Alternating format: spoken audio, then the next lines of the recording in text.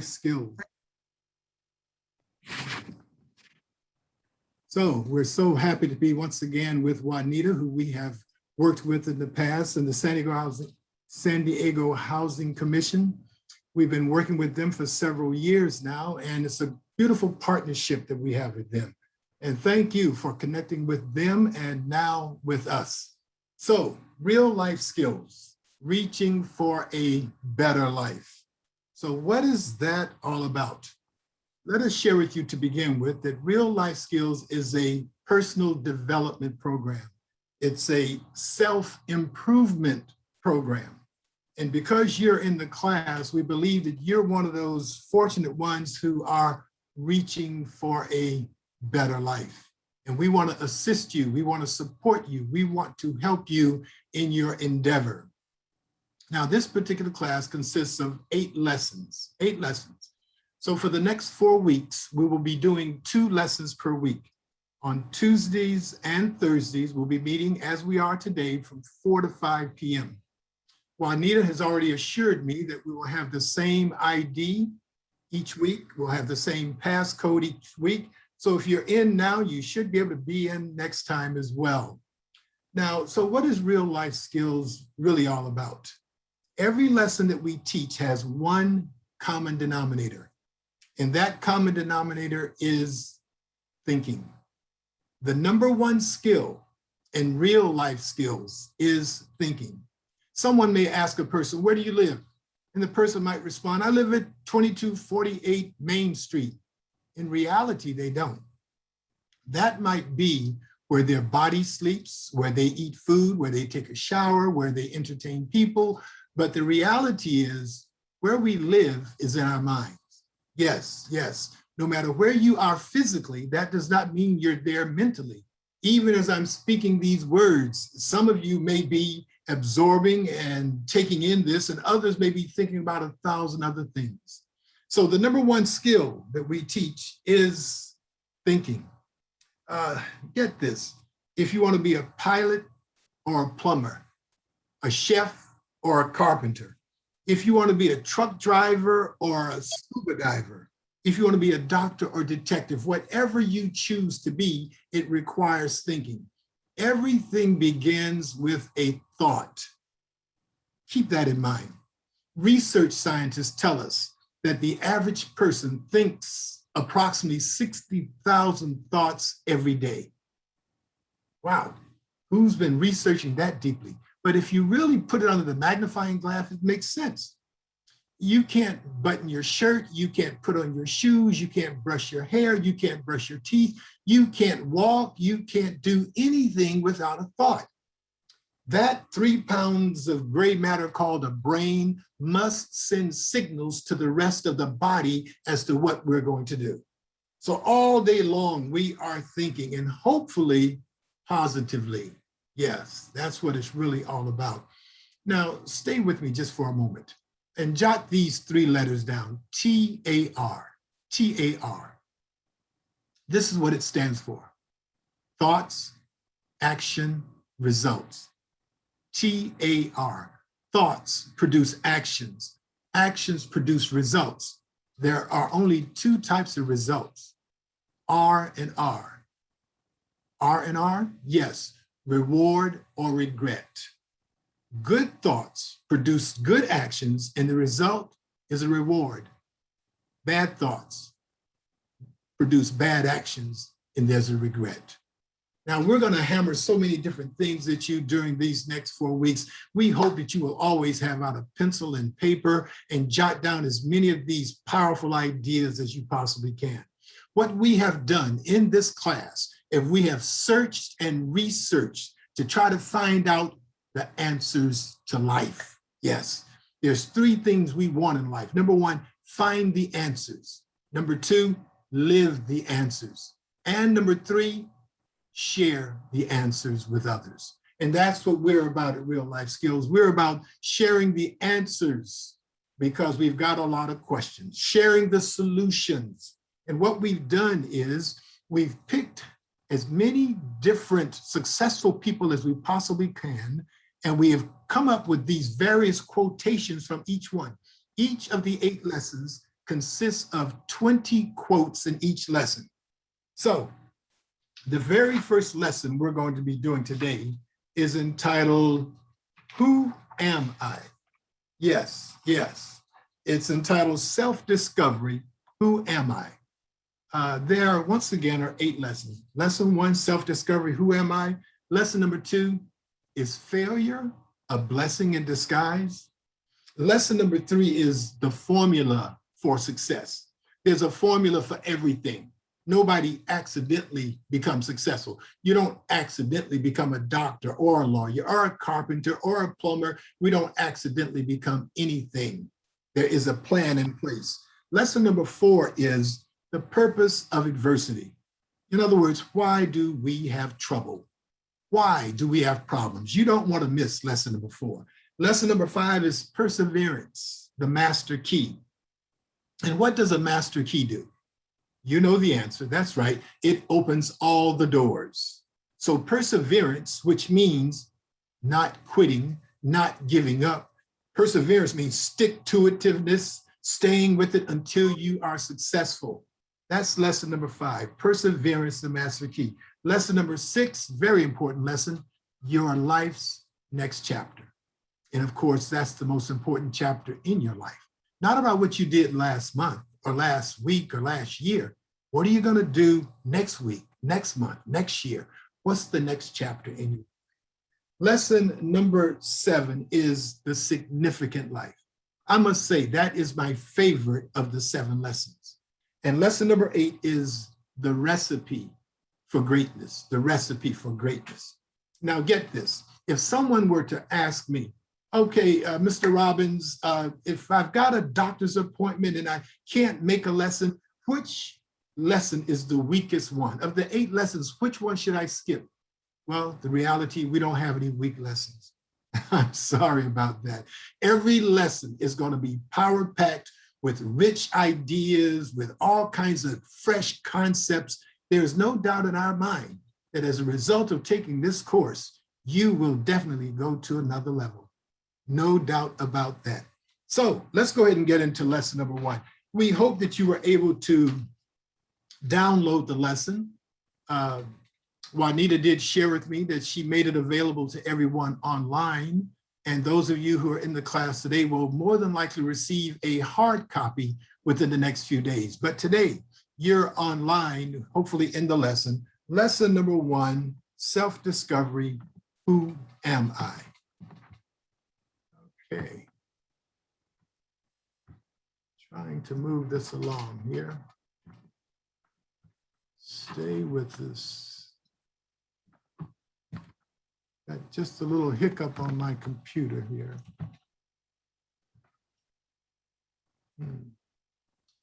Okay.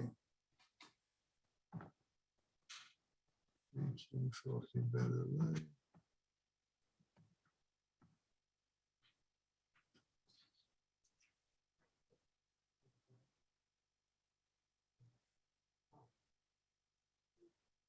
Yeah, online. Stay with me just for a moment while we work on this technical difficulty. That's okay. It happens to the best of us, James. It's happened to us before. Yeah. That's why there's always 2 of us, because we've had times where one of us gets kicked out and then the other one just takes on. Yeah.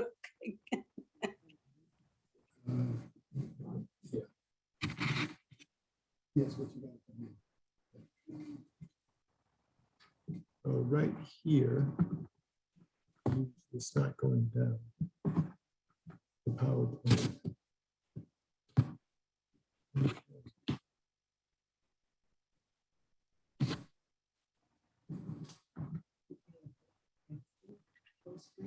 Okay. Okay. There we go. All right. Excellent. Thank you for your patience. And somebody might have been praying out there. I appreciate all of that. Those good thoughts. I was praying for you. I know you were starting to, we get that nervous little thing and you got to focus. Yes. Thank you so much. So once again, lesson number 1, self-discovery. One of the greatest discoveries you can ever make is the discovery of yourself. How did you become who you are? You didn't just wake up one day and there you were. There has been a process that has taken place, and we're going to look at that today. The first quote we've got for you, number one, is by Ralph Waldo Emerson.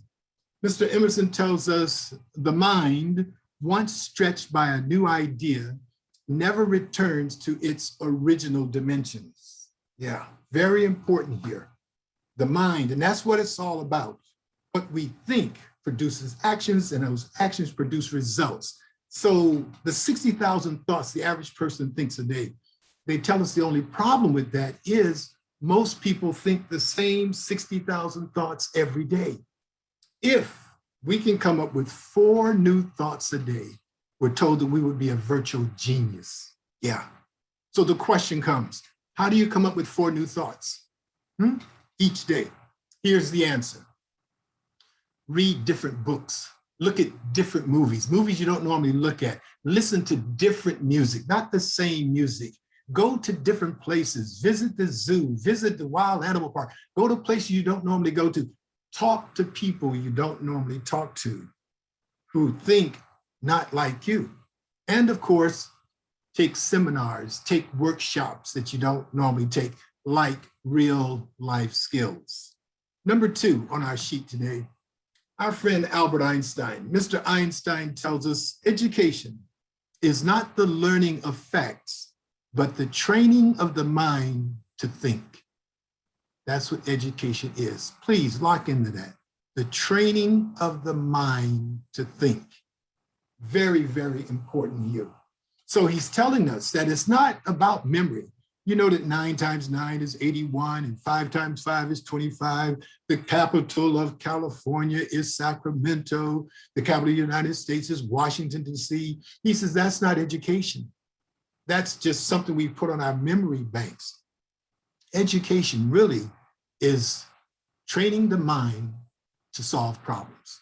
How do I get from point A to point B? Okay, we're going to unpack more of that later on.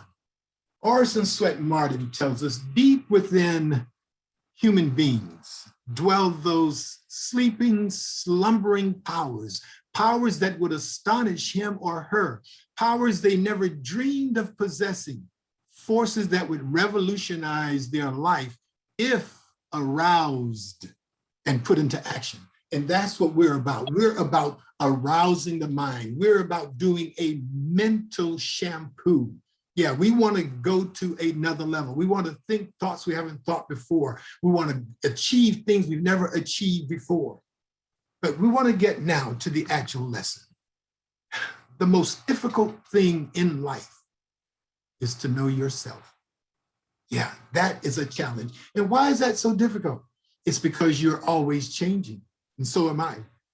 We are not the same people we were 6 months ago, a year ago. And who you're going to be 6 months from now, you'll be someone else. You will be better or worse, stronger or weaker, wiser or more foolish. No doubt about that. None of us stay the same. We are always in a state of flux. Continue with us. Okay. What are the 3 phases of life that makes us who we are? Now, this is pure dynamite. So put on your thinking caps as we unpack this. 3 phases of life that makes us who we are. Here they are. Made, taught, and choice. The first phase of life, we're made. The second phase, we're taught. And the third phase, we choose. It's all about choices. So let's go deeper in this now. The first phase in life. Look at those 6 little babies there. Aren't they all precious? Beautiful little babies. Don't know anything yet. Now, what happened? How did they get there? Of course, mommy and daddy got together, and 9 months later, there they come. When we are made, we have no say-so about that. We don't pick who our parents are, brothers, sisters, aunts, uncles, nieces, nephews. We don't pick the family we're born in. We don't pick our nationality. We don't pick our culture. We do not pick or choose the color of our skin, the color of our eyes. That has already been predetermined.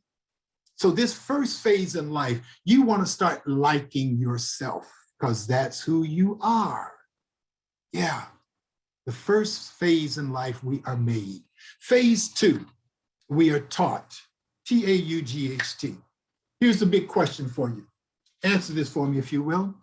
If your mom and dad were Buddhists and your grandparents were Buddhists, what are you probably going to be?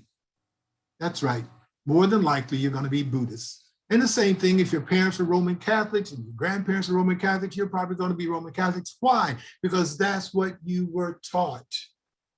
We're not here to debate what's right or wrong or good or bad. All we're talking about is how we became the people that we are.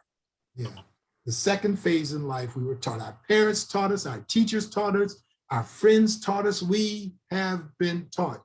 Now, the third phase in life, the phase that you and I are living right now today, that third and most powerful phase is choice.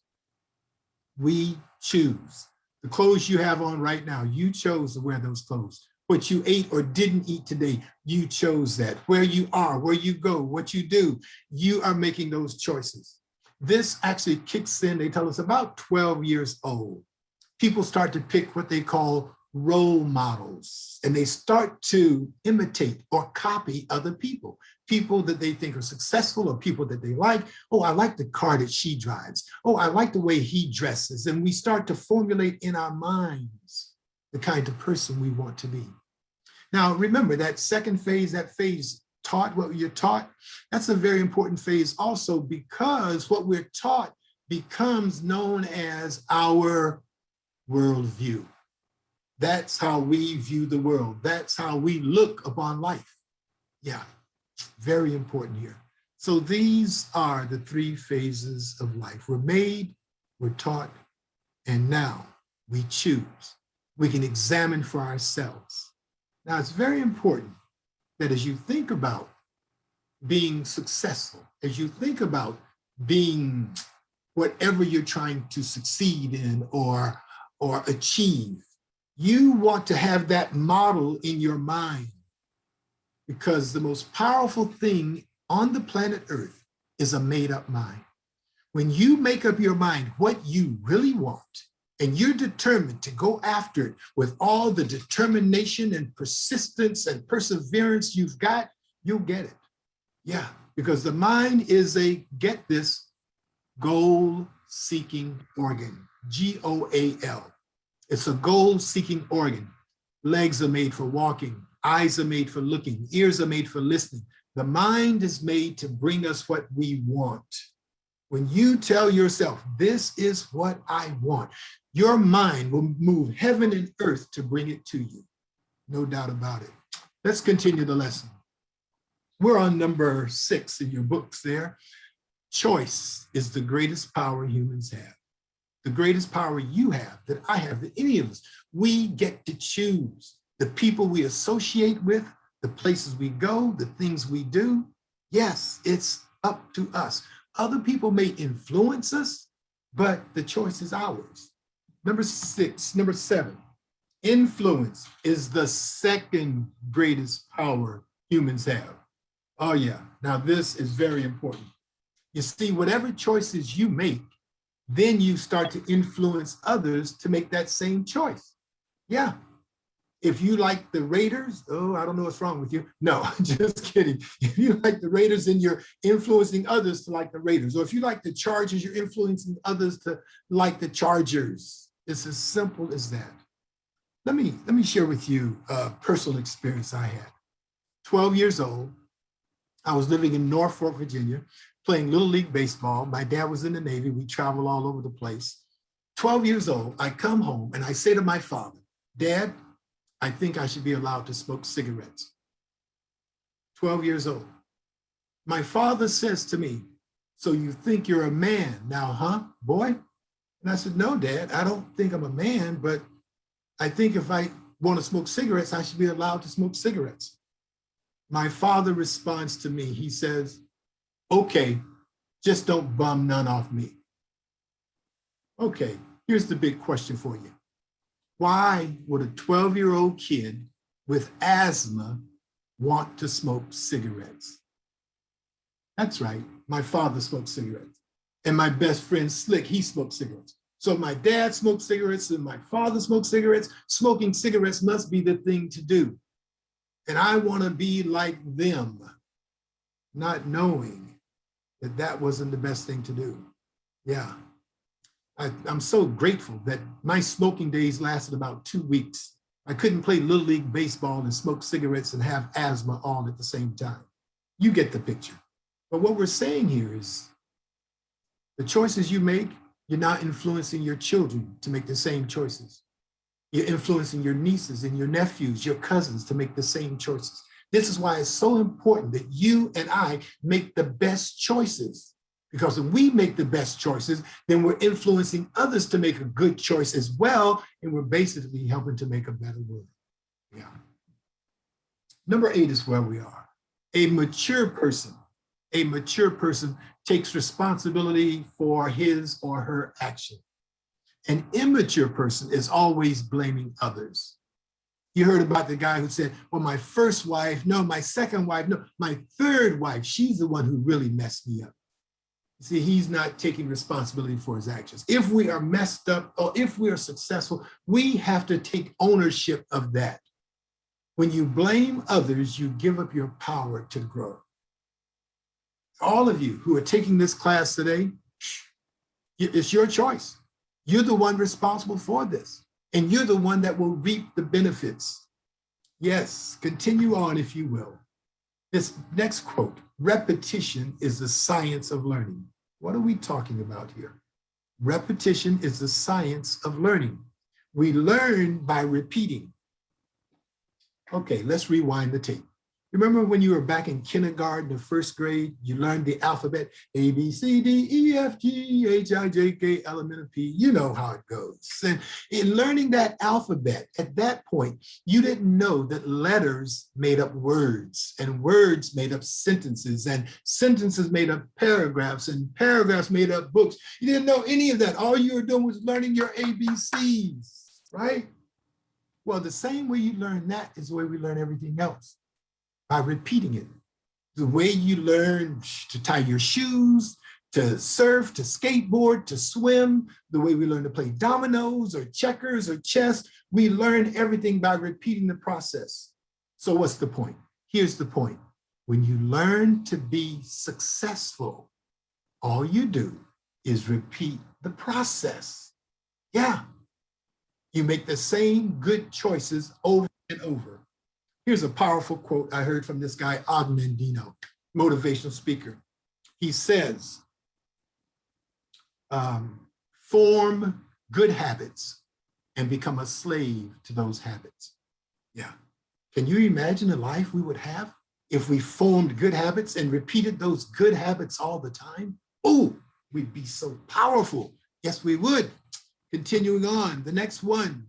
Oh, the biggest word we have in the whole 8 lessons that we're teaching. Here it is, metacognition. 5-syllable word, big old word, metacognition. So what does it mean? There it is.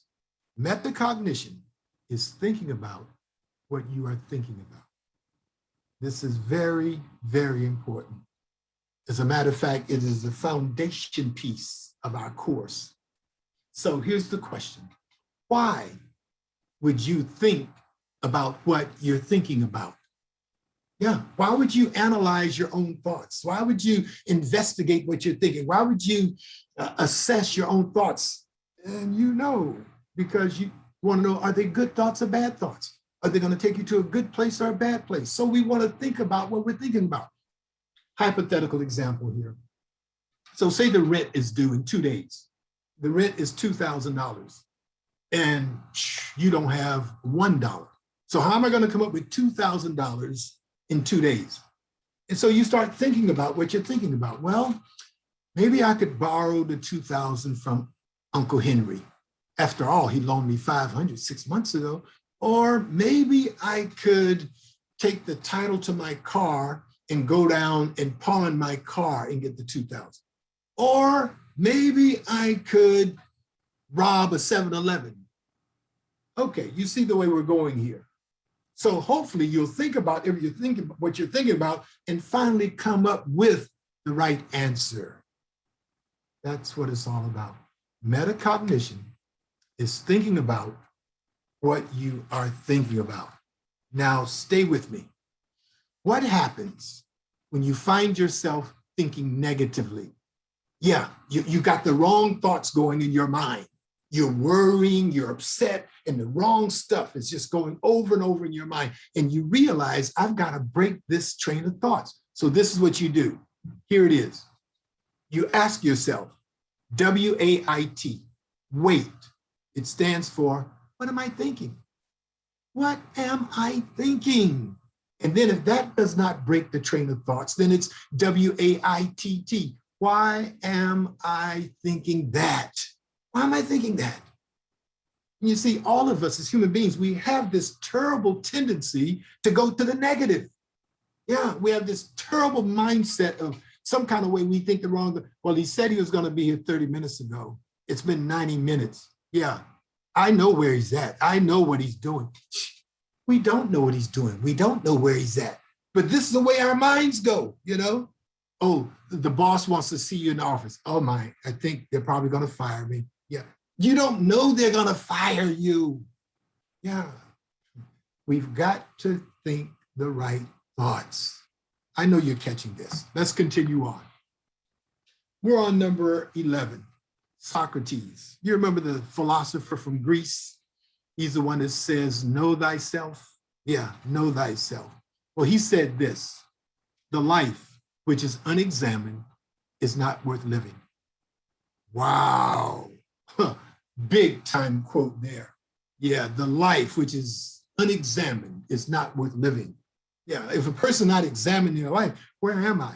How did I get here? Where am I going from here? If you don't examine your life, how do you know you've got a good life or a bad life? If you don't examine yourself, how do you even know yourself? The life which is unexamined is not worth living. So how does a person examine their life? We just talked about it. Metacognition. We think about what we're thinking about. Now, this guy, Socrates, he had a student named Plato. And this is what Plato says, the next quote. Plato says, thinking is the soul talking to itself. Oh my. That's one of the most important conversations you will ever have. How do you talk to yourself? What do you say to yourself? I hope you're gentle with you. I hope you're kind to yourself. I hope you're nice to you. Don't beat yourself up. What's wrong with you, stupid? No. Why would you call yourself stupid? Don't go there. What's wrong? Don't treat yourself mean. Thinking is the soul talking to itself. Yeah, very important. William James, he's considered the father of American psychology. Mr. James tells us, the greatest discovery of my generation is that a person can alter of course means change, can alter or change their life simply by altering or changing their attitude of mind. Another heavy duty quote. We can change our lives just by changing our minds. As a matter of fact, if we don't change our minds, the life don't change very much. We fall into that. You remember that movie called, what was it, Groundhog Day? You remember that movie, Groundhog Day? The guy got up, it's the same day, and over and over and over. Yeah. But when we change the mind, we actually change the life. And again, these 8 lessons you're going to be going through here, by the time we finish up, you're going to have a whole lot of new thoughts. Continuing with this, circle number 13, 14 rather is where we are. Get this. If you think like you always thought, you will do what you always did. And if you do like you always did, you will get what you always got. True or false? True or false? You know that's true. If you keep thinking like you're thinking, then you're going to keep doing what you're doing. And if you keep doing what you're doing, you're going to keep getting what you're getting. If you don't like what you're getting, you've got to change the thinking. You remember the definition that Einstein gives for insanity? Yeah, Einstein's definition of insanity is doing the same thing over and over and expecting different results. That's it. Yeah. If we're doing the same thing over and over, we're going to get the same results. Yeah. I mean, my mother, she loves to bake cakes, okay? And she has a recipe for those cakes. And she uses the same recipe over and over, and she gets the same cake. You change the recipe, you change the cake. You change your thoughts, you change your mind. Stephen Covey, 7 Habits of Highly Effective People.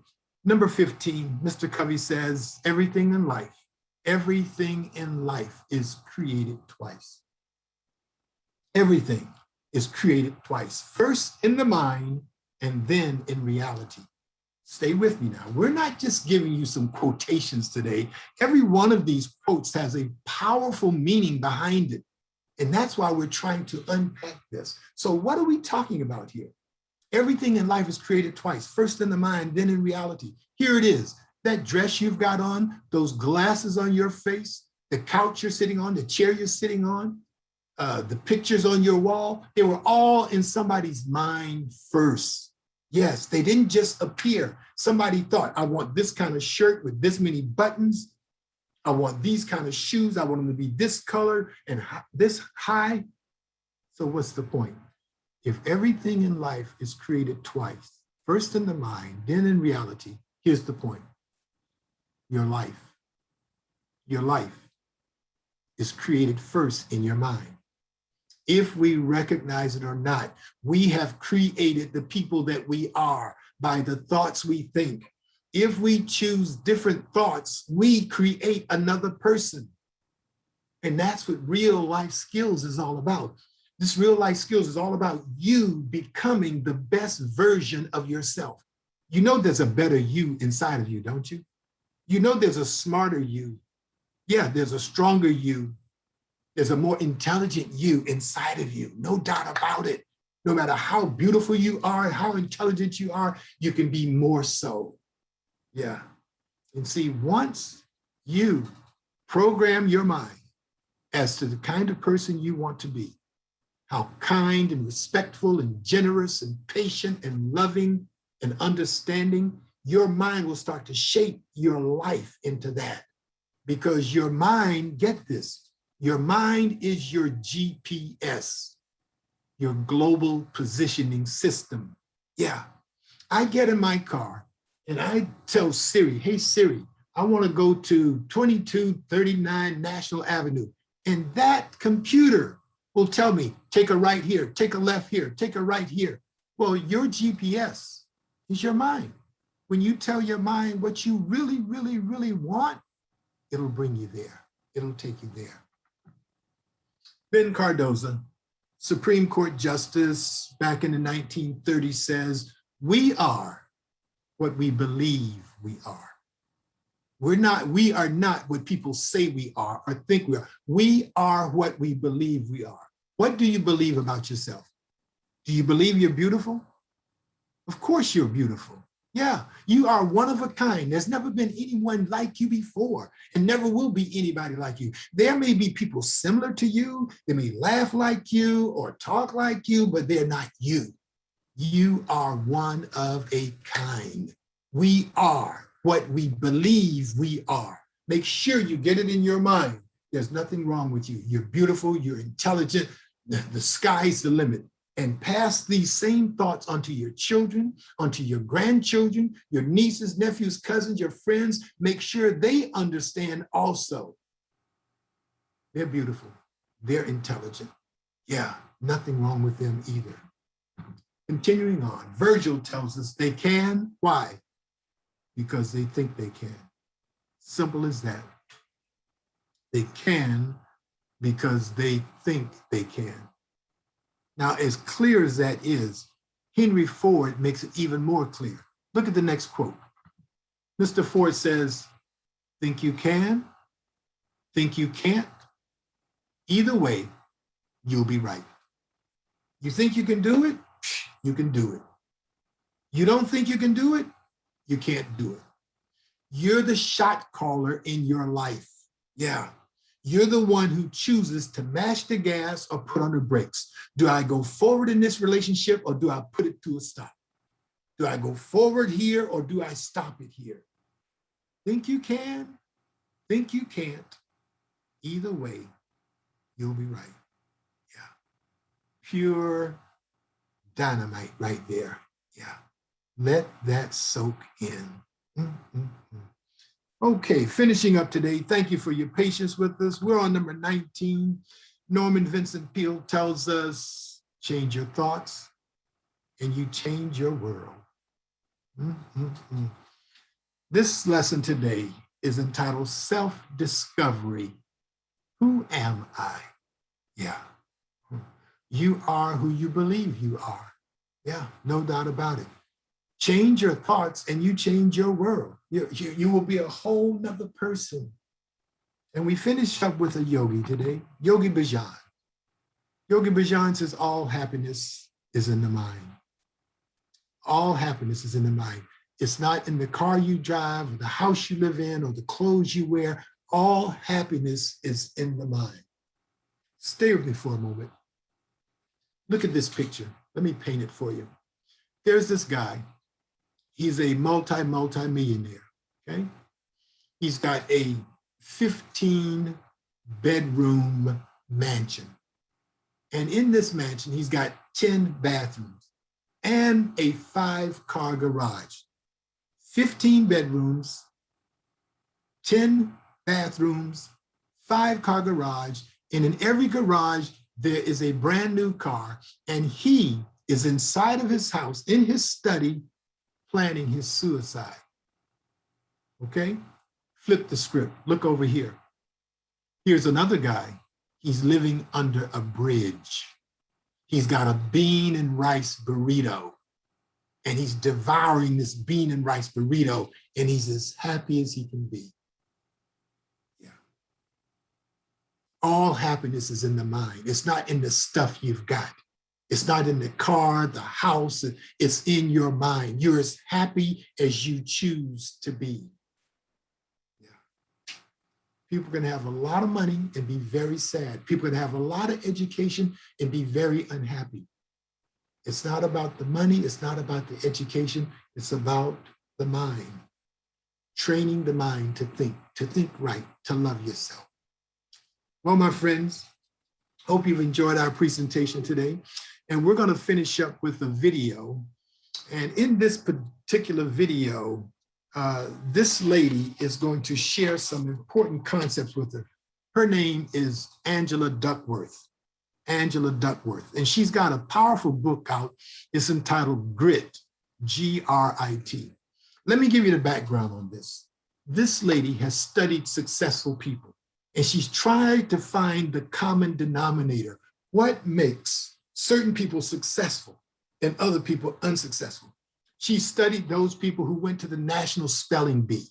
How did these kids win the National Spelling Bee?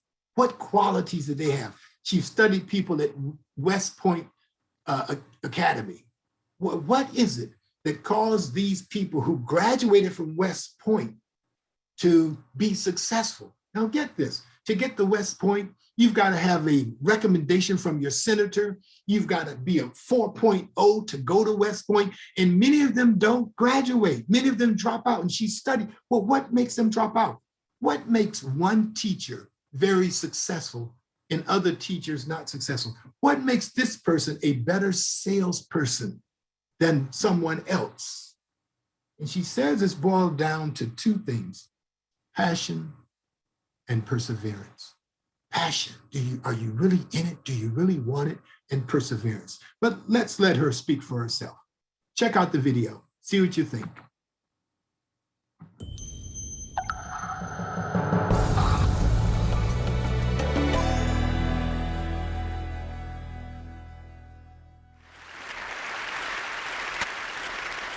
When I was 27 years old, I left a very demanding job in management consulting for a job that was even more demanding, teaching. I went to teach 7th graders math in the New York City public schools. And like any teacher, I made quizzes and tests, I gave out homework assignments. When the work came back, I calculated grades. What struck me was that IQ was not the only difference between my best and my worst students. Some of my strongest performers did not have stratospheric IQ scores. Some of my smartest kids weren't doing so well. And that got me thinking. The kinds of things you need to learn in 7th grade math, sure, they're hard. Ratios, decimals, the area of a parallelogram. But these concepts are not impossible. And I was firmly convinced that every one of my students could learn the material if they worked hard and long enough. After several more years of teaching, I came to the conclusion that what we need in education is a much better understanding of students and learning from a motivational perspective, from a psychological perspective. In education, the one thing we know how to measure best is IQ. But what if doing well in school and in life depends on much more than your ability to learn quickly and easily? So I left the classroom and I went to graduate school to become a psychologist.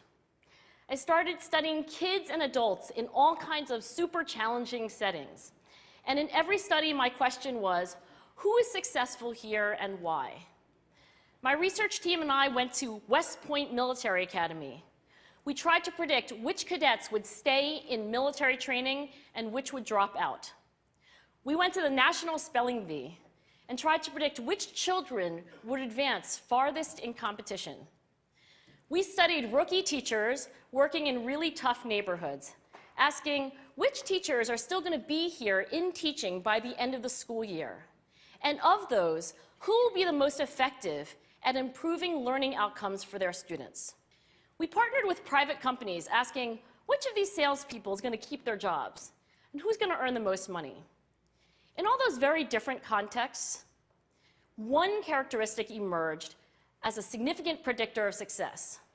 And it wasn't social intelligence, it wasn't good looks, physical health, and it wasn't IQ. It was grit. Grit is passion and perseverance for very long-term goals. Grit is having stamina. Grit is sticking with your future, day in, day out, not just for the week, not just for the month, but for years, and working really hard to make that future a reality. Grit is living life like it's a marathon, not a sprint. A few years ago, I started studying grit in the Chicago public schools. I asked thousands of high school juniors to take grit questionnaires, and then waited around more than a year to see who would graduate. Turns out that grittier kids were significantly more likely to graduate, even when I matched them on every characteristic I could measure. Things like family income, standardized achievement test scores, even how safe kids felt when they were at school. So it's not just at West Point or the National Spelling Bee that grit matters, it's also in school, especially for kids at risk for dropping out. To me, the most shocking thing about grit is how little we know, how little science knows about building it. Every day, parents and teachers ask me, how do I build grit in kids? What do I do to teach kids a solid work ethic? How do I keep them motivated for the long run? The honest answer is, I don't know. What I do know is that talent doesn't make you gritty. Our data show very clearly that there are many talented individuals who simply do not follow through on their commitments. In fact, in our data, grit is usually unrelated or even inversely related to measures of talent. So far, the best idea I've heard about building grit in kids is something called growth mindset. This is an idea developed at Stanford University by Carol Dweck, and it is the belief that the ability to learn is not fixed, that it can change with your effort. Dr. Dweck has shown that when kids read and learn about the brain and how it changes and grows in response to challenge, they're much more likely to persevere when they fail because they don't believe that failure is a permanent condition.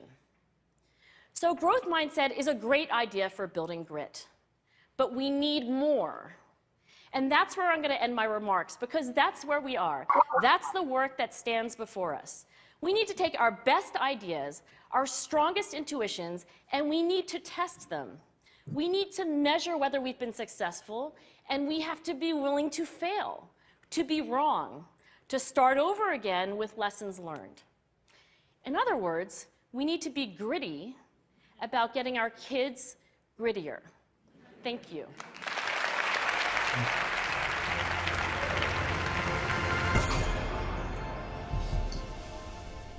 Okay, hope you've enjoyed the class today. And once again, Angela Duckworth's book is entitled Grit, G-R-I-T.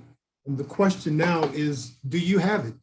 Do you have grit? Do you have that staying power, that stick to it? Will you be one of those who go through this entire class? Will you go through all 8 lessons and get your certificate of completion? Do you have the passion and perseverance? We hope you do. And we leave you with one main thing. This is, if you didn't get anything out of lesson 8, get this right here, okay? About self-discovery, who am I? I'll tell you, you're a very beautiful person. You're one of a kind. You've got tremendous potential, and we want to help you reach that potential. So be with us again this Thursday when we will be taking the next lesson, which is entitled, Is Failure a Blessing in Disguise? Thank you so much.